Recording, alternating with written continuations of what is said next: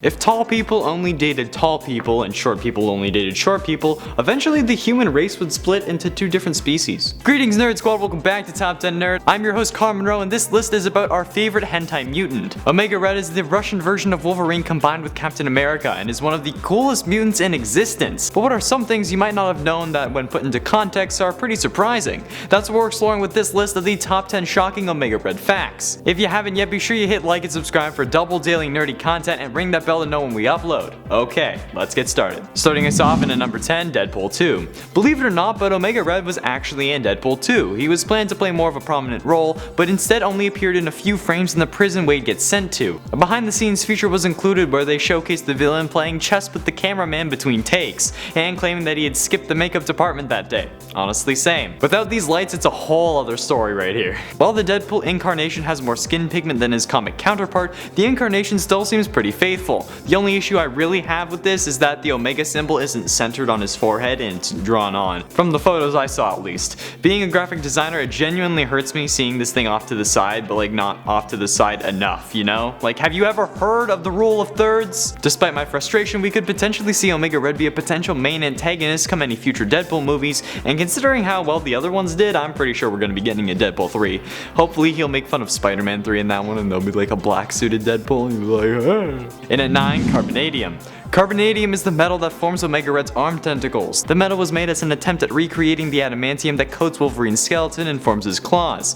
Omega Red also wears carbonadium armor that helps protect against Wolverine's claws and even rockets. The Russian version of adamantium is also very radioactive and harmful to humans, causing Omega Red to have to drain the life force of others, which he does using his tentacles to be able to stay alive. This kind of metal has been possessed by Mark Spector, Peter Parker, Silas Burr, Wade Wilson, and Otto Octavius while he was Peter Parker in the Superior Spider-Man comic arc. The only way to get this metal is by using the carbonadium synthesizer, which has been stolen by Wolverine and thought to have been thrown in a river. But it was instead hidden in the body of a double agent who had died escaping from Omega Red with Wolverine, Sabretooth, and Maverick. Kinda weird, but I guess since they had stolen it, he died keeping it away from Omega Red, so he still was serving his purpose, I guess. And at 8, Ultimate. As with any Marvel character, there are plenty of other versions of that character from different universes and times, and if we were lucky, we get to see quite a few of them. The Ultimate Universe was created to form different versions of iconic Marvel characters, with Ultimate Spider-Man starting off the universe and getting highly praised. Obviously, this caused more and more characters to be adapted into this new universe,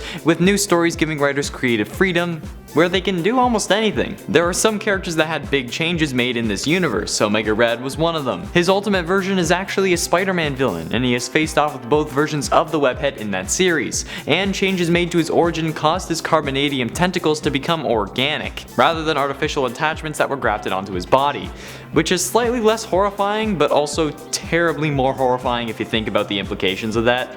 Like, how did you figure that out? And at 7, Immortal. Omega Red has been quote unquote killed on multiple occasions over his time, but always comes back like William Afton on steroids. This character was thought to be dead so many times, he had started to become Marvel's version of the character who would always return no matter what everyone thought. However, after tracking Wolverine for days and constantly having him escape, Omega Red happens upon him one more time. Wolverine refuses to fight, knowing it's only a part of a bigger plan. But Omega Red, being a villain, threatens to go after Daken if they didn't fight, which as he predicted gets Wolverine ready. However, he was only equipped with a broken sword. Upon seeing that Wolverine was wounded and only holding a broken sword, Omega Red laughed and gave him a free shot. But Logan had a trick up his sleeve. That broken sword was actually none other than the Muramasa blade, a mystic blade forged with a piece of Wolverine's soul, which helped it be able to kill anything. As his free shot, Logan threw the blade into Omega Red's heart, weakening him and eventually killing him. Fans only believed he was dead when, and at number 6, Hell. Because of his past actions and getting killed by Wolverine, Omega Red was sent to Hell, obviously, only getting to fight again when the criminal organization known as the Red Right Hand had sent Wolverine's soul to Hell. As a response, Satan sent Omega Red to fight against his old nemesis side by side with several villains that Wolverine had put in the ground over the years. When he managed to get to Wolverine, he said he would make him suffer for eternity before Wolverine stabbed him in the gut. I mean, that really shouldn't do anything though. Like, you're already in hell, it's not like it can get any worse. And so what, your soul gets stabbed? Walk it off. Come on. I guess it's funny coming from me, I don't really have a soul. And at 5, Personal Movie. During his work on X-Men Apocalypse, editor John Ottoman wondered what it would be like if Beast had his own spin-off movie. No, I did not make a mistake with the name, this is a story follow me. When he had this idea, he approached his assistant Brian Burton, who was an aspiring screenwriter. Ottoman was skeptical that Beast could hold his own movie, but Burton, seeing an opportunity, cranked out a script in 2 weeks. I'm pretty sure that's kinda tough. The film would have had Beast teaming up with Wolverine and Professor X to take down the big bad, but the real villain would have been Mr. Sinister, who would have served as this arc's Thanos, being the big bad who was orchestrating things like Thanos was in the Infinity Saga of the MCU. They, with this idea, had also wrote a late 80s era Omega Red film where Mr. Sinister would have been testing the X-Men. The idea of an Omega Red film is something that I've seen several fans mention on various forums and Reddit posts, so the fact that this could have been a thing if they hadn't been working on Dark Phoenix and been able to read the script just breaks my heart. They didn't read the script because they didn't want Dark Phoenix to be influenced by the Omega Red script, so. But it could still maybe happen, but they would have to cut Logan out since Hugh Jackman left the role. But this would come after a Beast movie, so if we see a Beast movie, you can expect an Omega Red movie. I doubt it. In at 4, Original Enemy. Well, yes, Omega Red is known for being a villain of the X-Men, or Spider-Man in the Ultimate Universe. This might not have been his original purpose for creation. After being arrested, Arkady fell into the hands of the KGB, also known as the, I'm sorry for butchering this, Komiet Gurslavny Bezopansony. No, that's not it, whatever. Or the Russian State Security Committee, which was the primary security agency of the Soviet Union, who wanted to use Arkady for their super soldier program in order to create a soldier like Captain America. So if things had gone differently, he could have ended up becoming a Captain America villain. But then they implanted cybernetic enhancements and then tentacles, so there wasn't really a place for him in the soldier, war-prone world of Captain America, who always loves reminding people how he was frozen for 70 years. How would you feel if Omega Red was a Captain America villain rather than an X-Men villain? Sound off in the comments, because I'm genuinely curious. I think I prefer him as an X-Men villain though. And at 3, defeated Tony Stark. Omega Red is an extremely badass character that definitely can handle most people in a fight. Once fighting Wolverine for 17 hours straight, which is unbelievable because I struggle to even stay awake for 17 hours. And I know for a fact that I'm gonna fall asleep on my way home tonight. However, when Omega Red has fought Tony Stark, he seems to be fairly well matched. In Iron Man 297, Omega Red comes close to defeating our gold titanium alloyed hero during a battle with Modem, when Omega Red is telling Modem that she is in fact Olenka Barankova, but she didn't believe him. While he battled Modem, Tony was able to recover, but there was another point where Omega Red was actually able to defeat Tony Stark, but I can't remember the issue or even find the issue online. So if you do know, make sure to mention it in the comments, because I swear that it actually happened. I swear he actually beat him. I just honestly can't remember it for the life of me. Help.